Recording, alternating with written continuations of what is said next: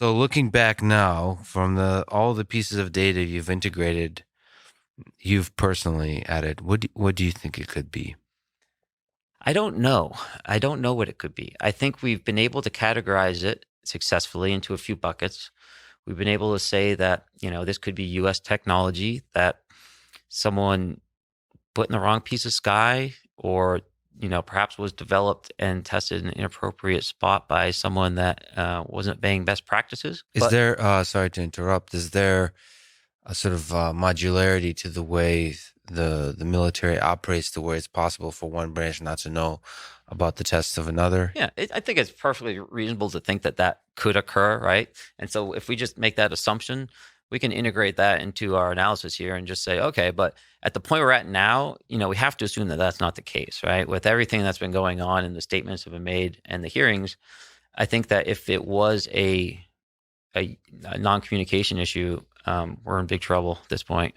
What about it being an object from another nation, from China, from Russia, Or even one of our allies, perhaps, right? Maybe that's allies? I don't think it's controversial to say that our adult allies could be gathering information about us or anything of that nature, but that would be an extreme case. But I think it's just important to say, right, to not just say Russia or China and just call them the bad guys and assume that if they don't have it, no one can do it. And so, from my perspective, anyone else, and it doesn't necessarily need to be a foreign power. It could be a non-government entity, perhaps. Although I think that's very unlikely. But again, these are things you must consider if you kind of throw everything other than the U.S. under scrutiny. But from what has been reported and the behaviors that have been seen, it would be I would expect to see remnants of that technology elsewhere in the economy.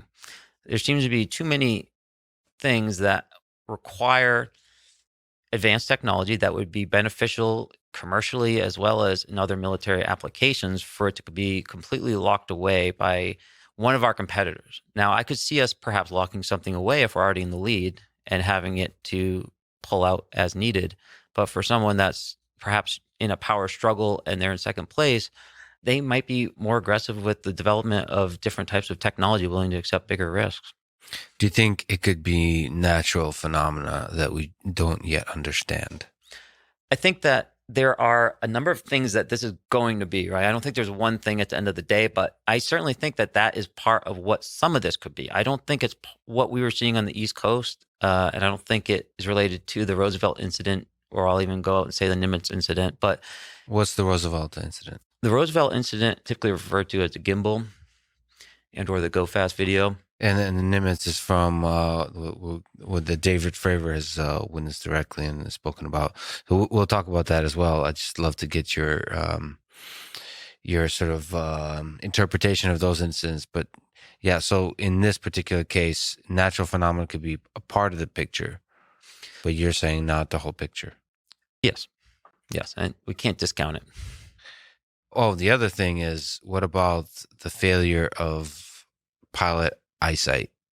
Like, sort of some deep mixture of actual direct vision, human vision system failure, and like psychology, Mhm. like seeing something weird and then filling in the gaps Mhm. because in order to make sense of the weird. I've tried to expose myself to scenarios like that I don't necessarily think are right, but I've explored them to see if they could have some truth. And one example is, let's imagine a scenario where if we're seeing these objects every day off the East Coast, I can imagine a technology or an operation where you had some type of traditional propulsion system operating drones in order to gather data, like we had discussed. And I could envision a clever enough adversary that could perhaps destroy or somehow remove these objects and replace them with new objects, essentially when we're not looking, right? And that accounts for the large airborne time. And so I explore options like that, and I try to see, what evidence and assumptions need to be made in order to prove or disprove that. And you would need so much infrastructure. You need so many assets. And so I try to explore some of those fallacies and some of those concerns. And as aviators, we're trained into many like actual physical, like eyesight and kind of illusion training. So like at nighttime flying, there's so many things that can happen flying with false horizons. And so we receive hours of training on that type of stuff. But this just falls outside the category from my perspective. What was the visibility conditions when in the times when people were able to see it? And then are we we just earlier discussed complete nighttime darkness. Mm. In this case, was it during the day? It was a perfectly clear day, that particular incident. Yep.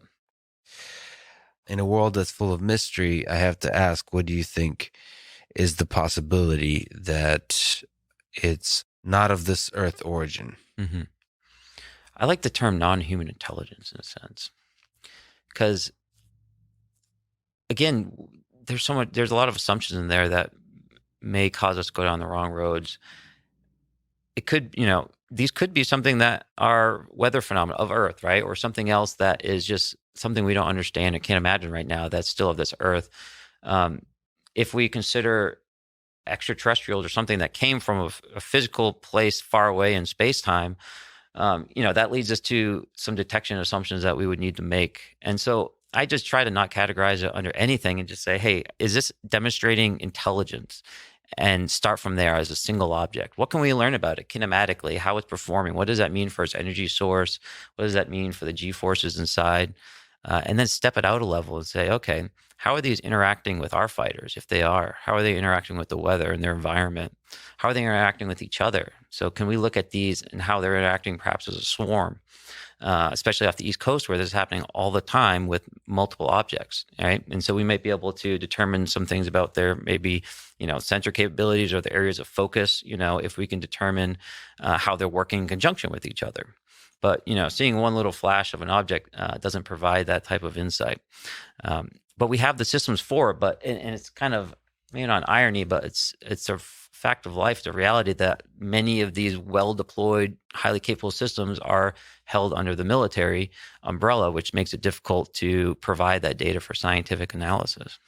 So there's probably a lot more data on these objects that's not made available, probably even within the military for analysis. I think so. Yeah, I think there's a lot of data that could be made available. And, that's one of the reasons why, I've been engaged with the American Institute of Aeronautics and Astronautics to build, a large resources of cross-domain expertise so that if or when that data is available or that there's additional analysis needed, we can spin up those teams and make that analysis.